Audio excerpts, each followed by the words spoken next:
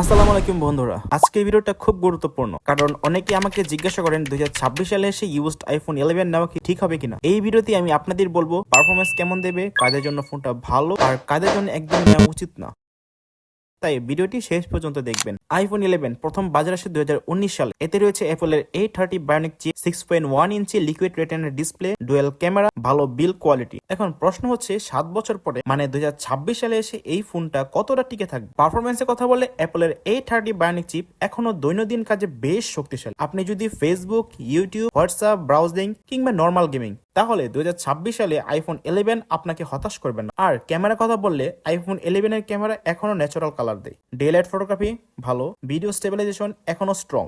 তবে low light নতুন আইফোনগুলোর মতো পারফরমেন্স আশা একদমই করা যাবে না। ইউজড আইফোন কেনার সময় সবচেয়ে বড় ইস্যু হলো ব্যাটারি। বেশিরভাগ ইউজড আইফোন ব্যাটারি থাকে 75 থেকে 85% এর মাঝে, তাই কিনলে ব্যাটারি চেঞ্জের খরচ মাথায় রাখবেন। সফটওয়্যার আপডেটের দিক থেকে 2026 সালেও আইফোন 11 কয়েকটা iOS আপডেট পাবে। কাদের জন্য আইফোন 11 নেওয়া ঠিক হবে? আইফোন 11 নেওয়া ঠিক হবে যদি আপনার বাজেট সীমিত, আপনি iOS এর এক্সপিরিয়েন্স চান, ক্যামেরা আর ভিডিও অপশন আপনার কাছে গুরুত্বপূর্ণ, আপনি ইউজড ফোন নিতে আপত্তি না করলে কিন্তু নেওয়া একদমই উচিত না। সব মিলে বলা যায় 2026 সালে ইউজড আইফোন এখনো নেওয়া যায়, তবে এটার বেস্ট চয়েস না। বুঝে দেখে যাচাই করে কিনলে আপনি এখনো ভালো iOS এর এক্সপিরিয়েন্স পাবেন। ভিডিওটি যদি ভালো লাগে তাহলে একটি লাইক দিন, চ্যানেলটা সাবস্ক্রাইব করুন আর কমেন্টে জানান আপনি আইফোন 11 নেবেন নাকি অন্য কোনো মডেল। ধন্যবাদ সবাইকে, আল্লাহ হাফিজ।